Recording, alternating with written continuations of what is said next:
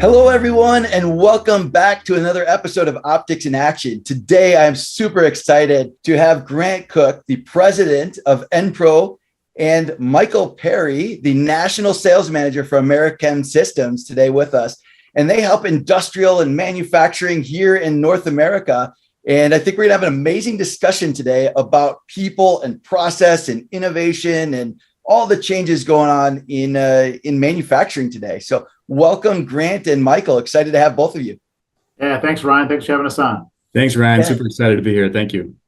Awesome. So the first thing I always like to start off with is why. So why EnPro? Why does it exist? Why AmeriChem? Why does it exist? Like, why is this organization impacting manufacturing and industrial systems in North America? Yeah, so Ryan, we started 30 years ago as a company from Grant Cook and the Cook family, starting this to build systems for manufacturers. And what we are really passionate about is helping keep manufacturing here in the United States, a relentless ally for manufacturing here so that we can continue to make manufacturers more efficient, make more money, and ultimately keep more jobs here in the United States.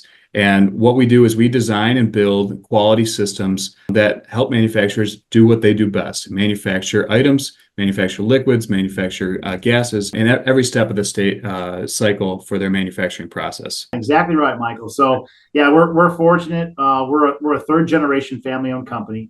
EnPro has been in business since 1961. We're calibrating the business for the next 30 years, and we're fortunate to have AmeriChem Systems be part of the EnPro family, and Michael as the national sales manager and doing just that.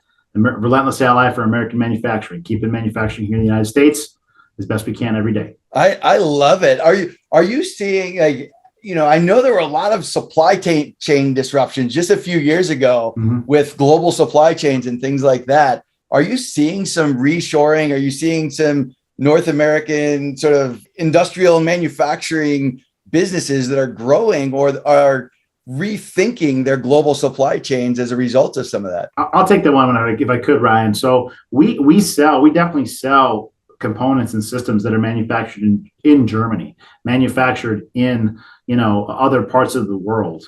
And we take those technologies, whether they're manufactured here or not, but we apply them as a solution here in the US. So Michael and his team over at AmeriChem, they will use kind of Legos, for lack of a better term, right, that are maybe made all over the world, but put together, right, and deployed as a solution here in the US. So yes, the global sourcing, we all felt the pain of that. We've all kind of lived to tell the tale a little bit. But now I think companies are definitely getting a lot more strategic about partners that have, like AmeriChem Systems. They're looking at, hey, how can we do this maybe differently than we've been traditionally doing it before? And really relying on partners and value-add systems integrators like AmeriChem Systems to do more for them. So they're not having to source these little components or this and that. They can look to someone like Michael and say, hey, why don't we get the whole thing from you guys and be a real technology partner versus just a vendor, right, who supplies me this X, Y, and Z. I think, what manufacturers are also seeing is that it's easier to use a company like AmeriChem Systems, where we have multiple, suppliers for different items, different manufacturers that we can work with to build them a system that really gets their needs. They have, limited resources internally, and having a partner like us that is focused on building a system to their specifications and being able to select from a wide range of resources in order to meet those goals gives them that flexibility and shifts that headache out of their desk and into our side, which has been very, very, very valuable to our customers. Yeah. When you look at the types of problems that you solve that organizations might have, I imagine that some of it has to do with being able to automate or systematize something that will be more efficient or be more productive, or maybe even new innovations. So where do you fit into some of that in terms of helping organizations to build up their strength in manufacturing through innovation, technology, streamlining, things like that? Yeah, I think for what we're seeing is really, getting more data, also having more reliability, more maintainability. And there's a lack of that in the workforce and the current technologies that are out there in the field.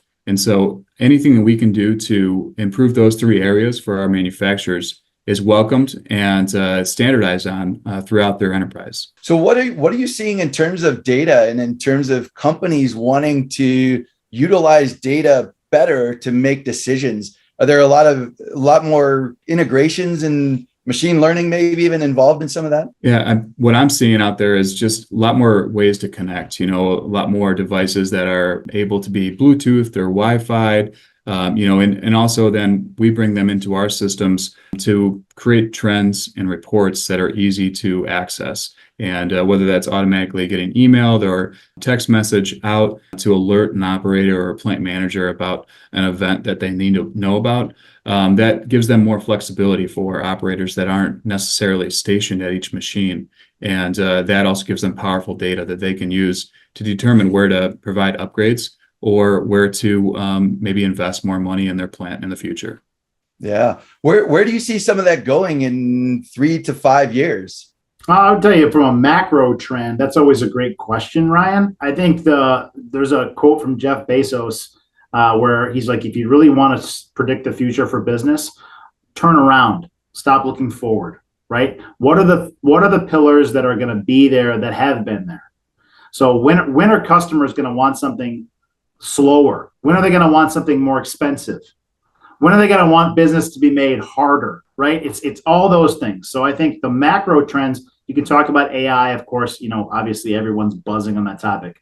I would say you're almost better off saying, what are the things that are going to be here the next 20 years, right? Versus just maybe chasing a fad or saying, oh, we better put Azure, Azure-based systems on everything, or fin technology on this, or we're gonna deploy all this type of AI. It's like, okay, well, at the end of the day, what's really gonna last? Yeah. And I think what's really gonna last for us as an organization, when we focus on people, process, right products. And so, hey, how are we making it the easiest as we can for the customer? What are they trying to do? And ultimately, if we don't have that kind of long range thinking, everyone's just going to chase. You can chase fads and invest in things, but really you may miss the whole boat, which is what are you really trying to do as a company, right? Whether it be a refinery, a steel mill, an injection molder, a small brewery. What are you really trying to do? If you look at a small brewery, they're not interested in AI. They're interested in selling more beers to more customers. But how are those customers made aware of that technology? Are they making it the most efficiently? Are they reducing their carbon footprint? I think those are better macro trends to chase than I think some of the buzz you get at the PAC Expo keynote speakers of the world, right? I agree. I love that perspective. It's really all about impacting people. And I think one of the key things that you shared was this impact on American manufacturers and American manufacturing and the people who work in that industry. It's not that we're trying to automate everybody out of jobs, but how are you enabling people to better perform, to process things better, to build and grow their business and their capabilities? And I think that's the message I keep hearing through this, which I think is really amazing, because you're right. Lots of people are talking about all this buzz of AI and, it's going to replace this and replace that. Really, technology and process should only exist to the extent that they help people to do something more effectively and efficiently. So I think that's what I heard in there. Did I hear that right? Exactly right. Yeah. If you can automate something to make it more efficient, go ahead and do it. Yeah. But what are you trying to do? And I think we get lost in all the data, the wash of data, right? Oh, great. I have all the data I want, but how does it actually really help me and what I'm trying to do? If I'm a line operator I'm picking on breweries, but if I'm a line operator at an injection molding facility, how is it helping me do my job? And I think those are the questions that Michael and the AmeriChem team ask. And he's not doing it from, today looks showered and he's in his office, but Michael really and his team, they're learning that, Ryan, by being in the field next to the customer, shoulder to shoulder, understanding, asking those questions there, not from some ivory tower or R&D lab, right? And I think that's where you're going to see the AmeriChem Systems continue to grow and be successful, because they're out in the field with the customer, shoulder to shoulder, learning what is really needed. That's an outstanding perspective. I've often realized or thought about this fact that there are three types of process. There's what we think is actually happening, what is actually happening, and what we would like to happen. And when we think about process in those three sort of parallel paths, I'll never forget there was a printing manufacturer I went into once, and they're like, Ryan, you're the data guy. We want you to look at all this machine downtime and help us improve this. I said, first, I want to go see the equipment, go see what's going on out there. And as we observed for almost an hour, I watched this printing press go up and down and up and down. And they showed me this computer where their downtime was being tracked. And it was on screensaver the entire time we were out there. Nobody touched it. And I think when we sometimes take a step back and look at how are people actually doing their jobs, I love what you just said. Going into the facility and seeing what's actually happening is so much more powerful than sitting in a boardroom, writing it out on a wall and saying, okay, this is what our people do. And then trying to solve something that may or may not even exist because we haven't seen how they're actually doing it. So no, get out of the office, get under the plant floor. You want to make a difference. Put your steel toes, boots on, and your safety glasses and your PPE. Let's go. That's right. I love it. Yeah, I love it. Michael, any experiences you could share with us about kind of thinking about that and being out in shop floors and being in manufacturing, seeing what's going on, the perspectives and the things that you may have learned along the way? Yeah, for us in our projects, whether it starts with a napkin sketch or process flow diagram, or maybe an existing machine that a customer is trying to improve, we love the collaborative approach between us and our partners and trying to figure out what really are the goals of these projects. Is it just to make a machine that's faster, or, are we also looking to keep, the operator safer, and also, get more data out of the machine in the same process, and really prioritizing those priorities to give the customer a machine that fits their budget, gets them on project timeline. And that collaborative element is so key. We're not designing a system, as you said, in an ivory tower. We're designing this and sending design ideas back and forth and seeking that collaboration that really makes the system more resilient and ultimately the project more successful for our clients. And I think that's what you're talking about is getting in with, whether it's the operators, the maintenance people, the design engineers, and the plant managers, project managers. Those are all people that need to be involved in the process. It can't just be a project manager or a design firm. We all need to talk and come up with that best idea, which is what to me is so exciting about the people that are involved in the process. Yeah, absolutely. I think we've all seen technology that's been implemented that didn't make things better, right? And probably not at AmeriChem or at EnPro, but we've all seen it in our lives in some way, right? Some technology, something that was implemented that was supposed to solve all these problems, some automation that ended up being more maintenance required than it was productivity enhancing. And those types of things happen. I mean, I was in an aluminum mill and watched exactly that. This big, massive piece of equipment just sat there because it caused more problems than it fixed. So I think what the focus that you guys have, to me, is so powerful in that you're looking at how do we not just improve conceptually a business, but how do we also impact the lives of those operators and the people running it? And to me, that's really the most exciting thing that I've heard you all talking about. So awesome. So how do people find out more? How do people learn more about AmeriChem and about what you're doing if they're interested in doing some of these things and impacting some of these in their processes? Well, if they're in the Chicagoland area, I invite them, come out to our shop in Aurora, Illinois. We'd love to have visitors, and visit our website or our LinkedIn page, AmeriChemSystems.com. And AmeriChem is just a combination of two of our favorite words, America and chemical. Put those two together, AmeriChem Systems. And we'd love for you to come check us out, send us a message, and talk to us about your next project. I love it. And myself, having been in the chemical industry for almost 20 years and being here in America, I think those two things are such a great combination. and then impacting people, impacting your customers and the lives of people beyond them is really, really powerful. Sounds like you need an AmeriChem shirt, Ryan. Sounds like Michael needs to hook him up. That's right. Yeah. Where's my AmeriChem shirt? Where's his AmeriChem shirt, Michael? Come on. I'm going to send you a hat, Ryan. You're getting one. There it is. Outstanding. I'm looking forward to it. So, Grant, any other final words of wisdom for us as you think about industry and the things that you've been seeing evolving over the past few generations in your business?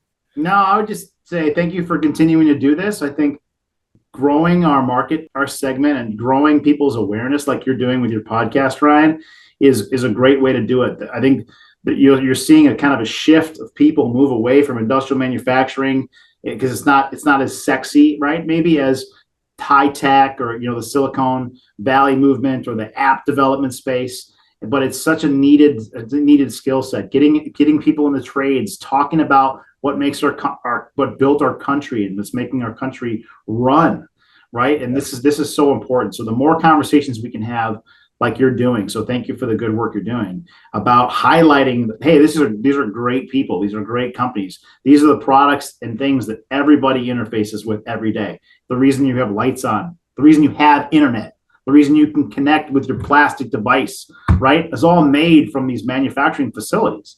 And so it's really important that people open their eyes and understand and start asking, hey, where did this come from? Who made this? Where does this come from? What is this made of? Right? And ask those questions. Turn the packaging over. I know you're probably opening an Amazon box. You open it up and you don't necessarily care where it's made, but people need to start waking up to what is it I'm buying? Where is it made? And how is it helping what we're trying to do as a nation, right? I think the more we can ask those big questions on a regular basis, do more podcasts, Ryan, talk to more manufacturers, get a bigger microphone with your AmeriChem hat or AmeriChem shirt. We need more of that. We need more of that, brother. That's it. I love it. I mean, so I heard a while back, it's probably been a couple of years ago now, Mike Rowe, Dirty Jobs, right? Yeah, he said, look, I think most American kids would benefit more from being in a trade school or a community college than going to a university. And I'm like, amen to that, right? Yes. I think we've created this culture. And one of the things I learned recently is that our local school district requires students to fill out the FAFSA form to graduate high school. And I don't know, I don't want to go too far down a political path, but it's like, I was so frustrated that we're creating, in order for them to graduate high school, they have to fill out a loan application to go to college. When in fact, many of them may be better served. One of my sons is really thinking about going into the trades and not going to the university. We need people who are willing and able to do those things that bring manufacturing back. And if we're pushing everybody to take out a loan and go to college, that's not for everybody. I agree. Yeah, we've got some great trades and some great organizations with the local community colleges that we interact with every day. And we love talking to welding teachers and electrical shops at these community colleges and high schools and just building into them, whether it's, coming to judge a welding competition or helping them with some students that are graduating to find a job. And I think that's so important, Ryan. And thank you for mentioning that. It is really something that needs to be focused and talked about more. Yeah, it is probably a significant part of the solution to college debt for a lot of people in our country. I'm not saying that nobody should go to college, but there is this segment of the market that's going to be needed for the foreseeable future, and building up our capabilities here in America to be great manufacturers is really a core of the future of our country. So sounds like you got another podcast in you with Michael and the welding team over at AmeriChem. You should do some of the, I would challenge you to start talking to the folks that are doing it and ask them, hey, you're a very capable individual. Why'd you make that move? Right. So to inspire people like your son. I love it. I'm on board 100%. Michael, if you got some people who are willing to volunteer, man, let's make it happen. I think that would be amazing. I'll sign them up. Awesome. Well, thank you again. So Michael Perry, National Sales Manager of AmeriChem Systems, and Grant Cook, President of EnPro. Really super excited about what you guys are doing and really enjoyed having you on the podcast today. So thank you very much for your time. You got it, Ryan. Thanks again. Thank you. Hey there. My name is Ryan Weiss, and I am the host of the Optics in Action podcast. where we spotlight visionary leaders who bring clarity and innovation to their industries. If you are interested in being a guest, or if you know someone who would be, you can find more information about the podcast and listen to previous episodes at opticsinAction.com. We'd be thrilled to have you on the show and can't wait to hear your story.